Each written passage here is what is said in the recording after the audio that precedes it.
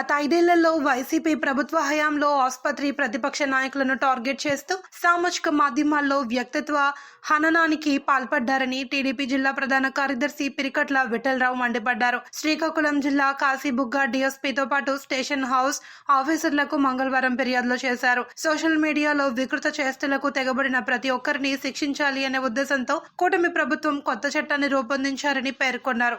గత ప్రభుత్వ పాలనలో వైసీపీ నాయకులు అత్యంత అరాచకానికి తెరలేపారని దుయ్యబట్టారు. ప్రస్తుత CM Chandrababu Naidu, deputy CM Pawan Kalyan, మంత్రి లోకేష్, పలాస ఎమ్మెల్యే గౌతు శిరీష కుటుంబాలపై కూడా అత్యంత పాశవికంగా పోస్టులు పెట్టారని గుర్తు చేశారు. రానున్న తరాలు ఈ విషయ సంస్కృతి వలలో చిక్కుకుపోకుండా ముందస్తు చర్యలు చేపట్టాల్సిన అవసరం ఉందని అభిప్రాయపడ్డారు. ఈ నేపథ్యంలో కూటమి ప్రభుత్వం తీసుకువచ్చిన చట్టంతో రాక్షసానందానికి అడ్డుకట్ట వేయొచ్చన్నారు. అయితే ఇప్పటి వరకు టీడీపీ నాయకులపై సోషల్ మీడియాలో అవాకులు చవాకులు మాట్లాడిన వైసీపీ నాయకులపై ఫిర్యాదు చేసినట్లు ఆయన స్పష్టం చేశారు. ఆయనతో పాటు AP trade corporation chairman వజ్జా Baburao, TDP పట్టణ అధ్యక్షులు, కార్యదర్శులు బడ్డా నాగరాజు, సప్ప నవీన్ కుమార్ తదితరులు పాల్గొన్నారు.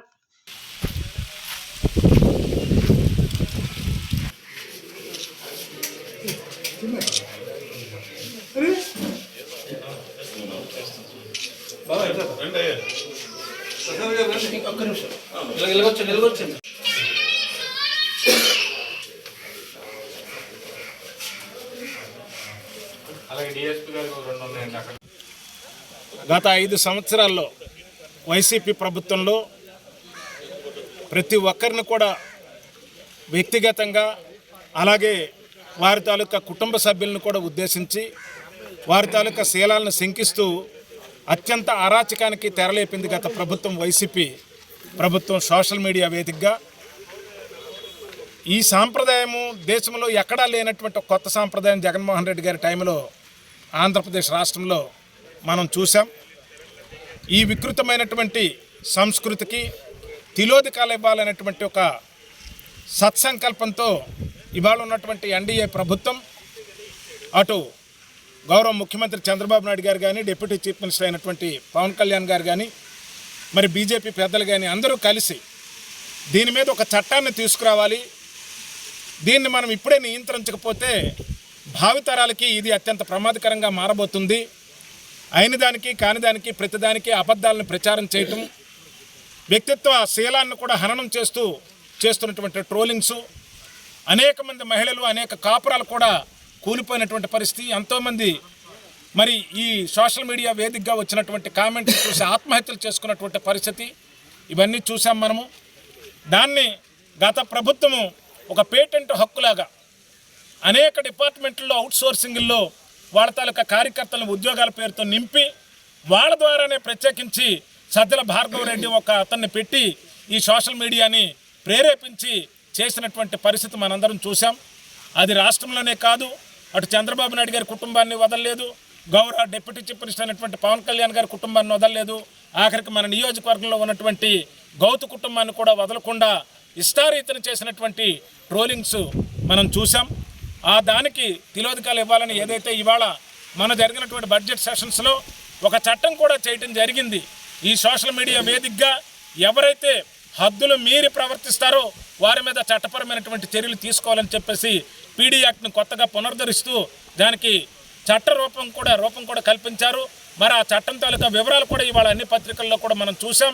ఈసారి నుంచి ఇటువంటి తప్పుడు ప్రకటనలు చేసినటువంటి వాళ్ళకి, తప్పుడు విషయాల్ని సోషల్ మీడియా వేదికగా ట్రోలింగ్ చేసినటువంటి వాళ్ళకి గరిష్టంగా 1 సంవత్సరం పాటు జైలు శిక్ష, 1 సంవత్సరం పాటు బెయిల్ కూడా వచ్చే అవకాశం లేకుండా చేసినటువంటి ఒక చట్టాన్ని మా ప్రభుత్వం తీసుకొచ్చింది.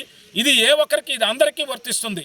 ఇవాళ రాజ్యాంగం అవతరించి ఆమోదించబడినటువంటి 75 ఏళ్ల పూర్తి చేసుకున్నటువంటి ఈ సందర్భంగా ఈ నియోజకవర్గంలో గతంలో చేసినటువంటి అనేక సోషల్ మీడియా వేదికగా చేసినటువంటి కామెంట్ల మీద, అలాగే బాధ్యత కలిగినటువంటి ఎమ్మెల్సీ హోదాలో ఉంటూ మరి దువ్వాడ శ్రీనివాస్ గారు అప్పుడు పవన్ కళ్యాణ్ గారిని ఉద్దేశించి చేసినటువంటి వ్యాఖ్యలు కానీ, లేదా గౌరవ మంత్రిగా ఉండే అప్పలరాజు గారు మన లోకేష్ బాబు గారిని ఉద్దేశించి చేసినటువంటి వ్యాఖ్యలు కానీ, మరి కొంతమంది వైసీపీ నాయకులు చేసినటువంటి వ్యాఖ్యలు, అలాగే ఎస్హెచ్ఓకి కూడా మేము కొంతమంది వారి మీద ఫిర్యాదులు చేయడానికి ఈరోజు రావడం జరిగింది, ఫిర్యాదులు కూడా ఇవ్వడం జరిగింది.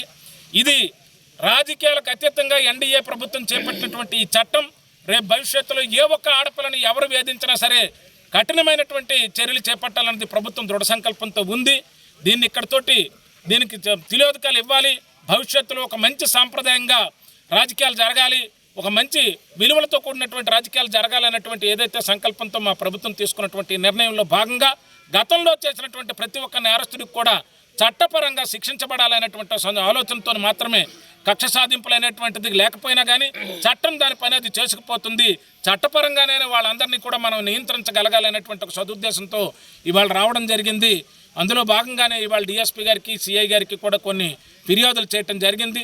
తప్పనిసరిగా పోలీసు అధికారులు కూడా వీటి మీద చర్యలు తీసుకుంటారని ఆ వీడియో క్లిప్పింగ్లు ఆధారాలతో సహా మేము ఇచ్చాం. వాటన్నిటిని కూడా సమగ్రంగా పరిశీలించి మరి దానికి బాధ్యులైనటువంటి వ్యక్తుల మీద సరైనటువంటి చట్టపరమైనటువంటి చర్యలు చేపడతారని చెప్పి ఆకాంక్షిస్తూ జై హింద్, జై తెలుగుదేశం.